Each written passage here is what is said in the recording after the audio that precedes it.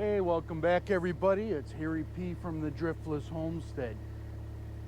Today, welcome to Wisconsin's winter wonderland. We got about 6 inches of snow overnight, and it's a wet, heavy, packy snow. And I'm going to show you what we do with it. Stay tuned. Okay, so here we go. I got my Kubota X1100C, which is a four-wheel drive diesel RTV, and I got it equipped with a Boss 6.5 foot UT or V snow plow, and this is the cat's meow when it comes to plowing snow up here. I'm going to take you for a ride. I'm going to show you the operations and kind of show you how I plow snow with it, and there is literally nothing that can stop this machine when it comes to plowing snow. The efficiency of doing it in one pass, being able to push snow where I want to push it with the V plow, this is a big deal. You know, if you're thinking about something, this thing will outperform any other plow machine, you know, whether you buy another brand or whatever. This is the weight, it's 2,400 pounds, so it sticks to the ground. Sometimes I put firewood in the bed there. Today I'm not going to. Although this would be the weather you would, right? Because you got this wet, heavy snow. But I'm going to bring you along and show you how it works. All right, here's a mobile view of the outside of the cab. Here is the controller for the V plow. And you'll see it has the strap on here, and it's made to go over your hand like this, so that you can use your hand still. And and I know it's a little counterintuitive because the bulk of it is on the inside of your hand, but trust me, there was a lot of thought that went into designing it like this. And as far as operating it, because you have to switch, you do a lot of forward and backwards, so you do have to lift up and lower the plow while you're switching gears. So let me show it to you. Well, not at exactly the same time, but it's better than hunting and finding the remote when it falls to the floor. Trust me, I've done that too. So hold on just a second. Okay, here we go. When I start this off, I am gonna raise up the snow plow.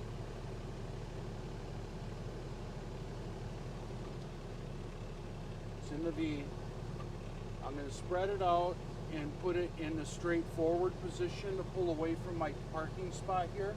And then if you double click, it goes into the float position on the thing. Man, is it hot in here. I tell you, you watch a lot of people that buy cheaper units. Sorry, Tony. Without the cab, you miss the heat. You miss also in the summertime the air conditioning. For those of you that have different kinds of side-by-sides or RTVs, whatever you may call yours, you know what I'm talking about, because my brother has a Kawasaki Mule, and that one, I have no idea. The Kawasaki Mule was the first one to actually have a cab, and they for some reason, they took the cab off when they went into mass production. And when you go down the highway, you all the heat from the motor blows up underneath the dashboard onto your feet. Not very pleasant. So what I'm going to do is I'm going to angle plow this a little bit down my first pass down my driveway.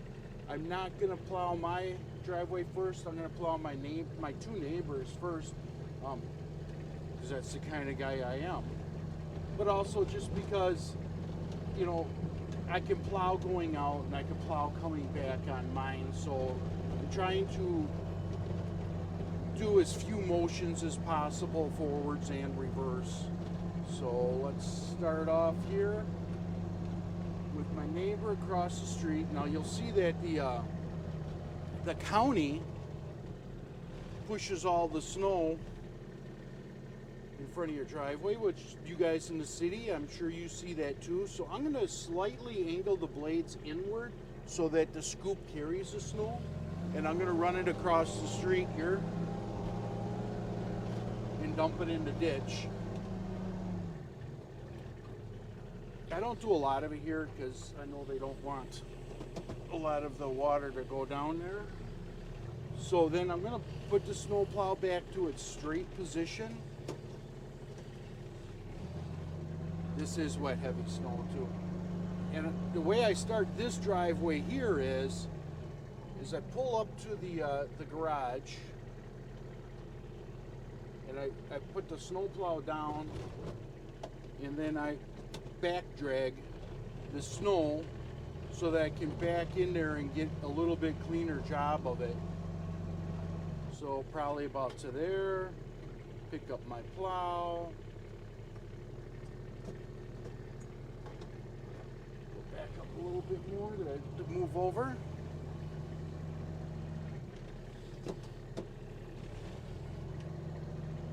And like I said, this is about 6 inches of wet, heavy snow. This snow plow is incredible with the V, because you can do, it's the diversity of it is just incredible. So I'm going to back drag this all to about the same spot, drop the snow off, move over again.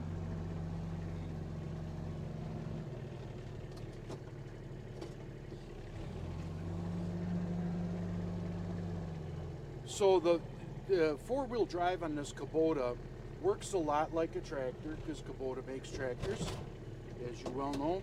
So it has, there's a foot pedal that'll lock the two differentials up so you get a little bit more traction. And then it has a high range, low range going forward, not in reverse.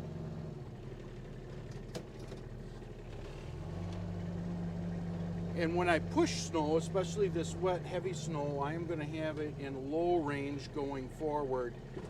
That's where you move most of the snow. You don't move it like what I'm doing here with this back dragging thing. That's not where you move the bulk of the snow. So I am just going to go forward here, turn this unit around. So when you get wet, heavy snow like this, you don't want to move it too many times because it does tend to lock up. Well, I remember, you talk about, I grew up in Wisconsin here, so I'm used to cold weather. There's oftentimes you'll see me out and it'll be below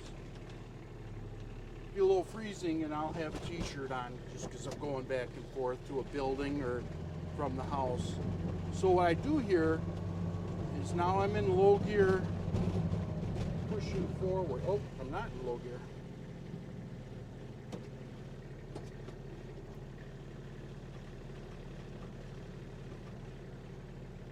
And I push forward to across the thing by next to my driveway, and I pick it up, and you can stack the snow by pushing and raising at the same time. So you stack it. Now it goes off into the ditch there.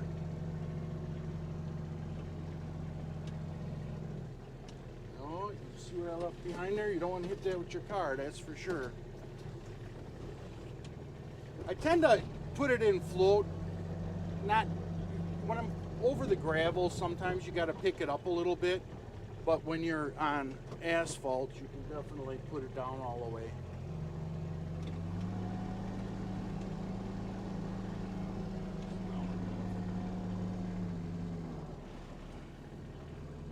Same thing with walking or driving. You don't want to do that on the wet, heavy snow because that packs it down, turns it into ice, and it's hard to get off.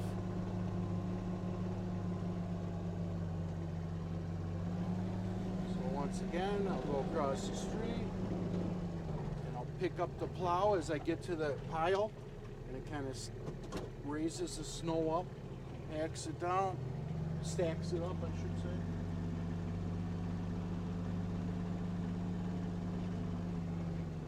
So The most efficient way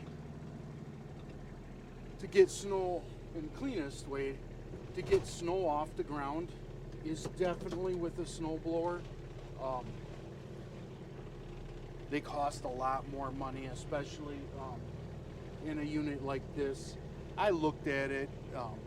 With the RTV here, you can get a drive shaft that'll take you to doing the snow up in a snow blower, but it's expensive. So that's the major drawback. But it does on concrete. You can leave an eighth of an inch of snow on the ground. And then what tends to happen is, there's a certain amount of evaporation, even if you don't have a warmer day. But the day it snows, if you leave an eighth inch on the ground, you're usually pretty good.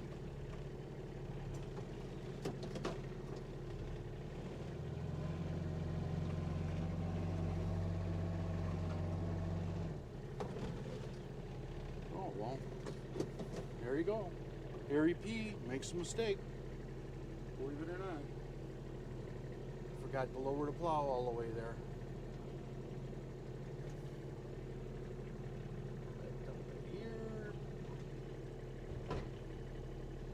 And I'm plowing on a hill too that when you go over the crest it kind of leaves a little, but I can come back later and do a sideways swath, which I probably will as I clean this up. So what happened here is the car coming is we had a nice frozen ground and we had a few days of thaw. And when the thaw comes out of the ground, it's harder to plow because now your plow won't skip along the frozen ground. Your plow tends to dig into the gravel since we're out in the county and have these gravel driveways. And you'll see there that's pretty good coverage there. I need to roll my window down. My windows are fogging up quite a bit.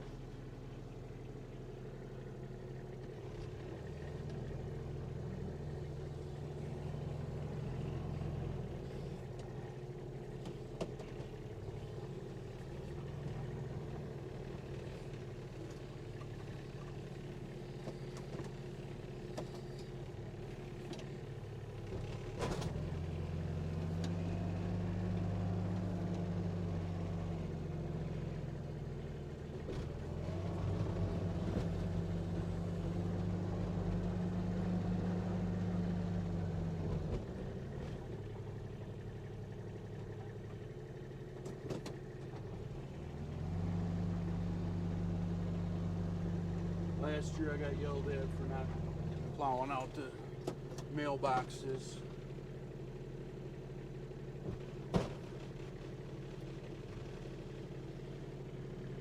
From the Postal Service, got a nasty gram.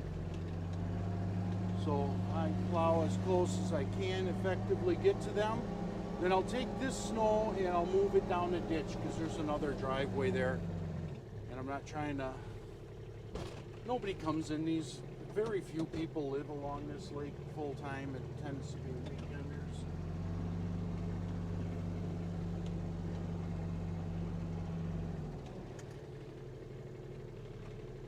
So that's one neighbor's driveway done. Now I'll go do the next one here. And if I don't move this snow, the county tends to come by and they move it a little bit and then they come back and move it again. So they'll end up plowing you in with stuff that you leave on, we'll call it the apron. So this next neighbor has a horseshoe driveway. Open her up there, and kind of unique because they got a pull-off spot. They do have a garage. I need to plow in front of that. But I push all the snow to the turnaround or back end spot, and then in there I push it down towards the lake. So I will scoop around their mailbox and move that snow to the ditch on this side.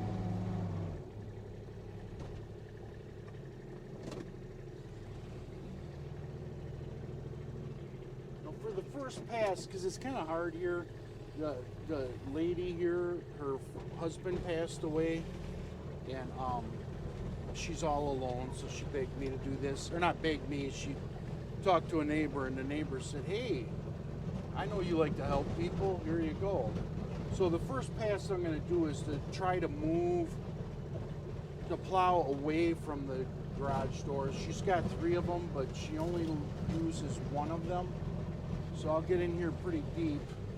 And the problem with doing this is when you turn, the snow, if you don't move it again, the snow will fall off the end. And then I'll move it to the scoop position, and you can see I'm building up quite a bit of snow going forward. And I'll show you what I do here. I come out and I dump it in the driveway right here, and I'll lift up the plow.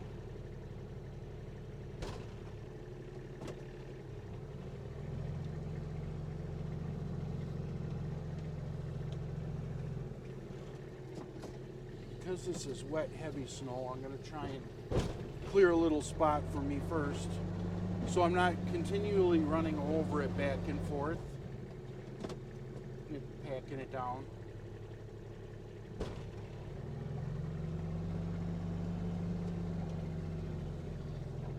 There's no place to put the snow on this driveway, because the driveway goes right up to the woods and right up to other trees, so you can't put the snow, just run it as an angle plow and run the snow off to the side, which does work the most effective. I could do that for probably 1 pass, and then I'll have too much there.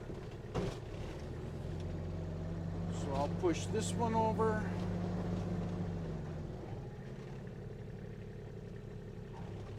And I'm going to angle it. I gotta go back. Right there. Drop the plow. Now I'm going to make 1 pass, pushing the snow to the right there into the woods. And I want to tell you something too. When you start plowing snow, and I think Tony said this too, you want to go in the first snow of the year, you want to push it as far as possible because you don't know how many snows are coming. And if you just push it till it gets out of your way and you end up with a lot of smaller snows, you are going to end up with a problem. Because the snow will freeze and you won't be able to move it as far as you need to. So I'm going to come back this way.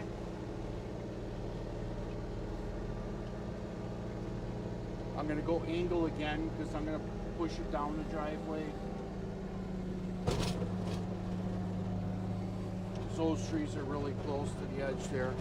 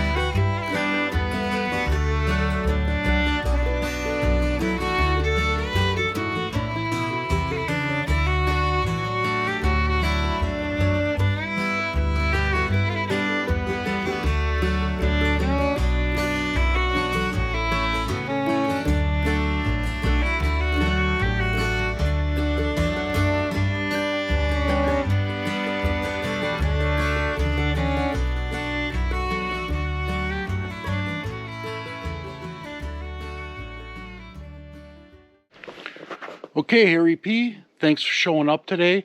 Hope you enjoyed that snow plowing session.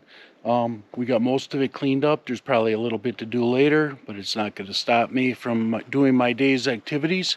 Thanks for stopping by. Don't forget to give me a thumbs up and hit that subscribe button and the bell notification so you get notified when I have a new video. Also, I might remind you that we've got that 15% Hi-C boot coupon. Go to hic.com. The boots are cheap to begin with, but then you put that 50% discount code in there, which is Driftless, and you'll get an additional money off. So, have a great day.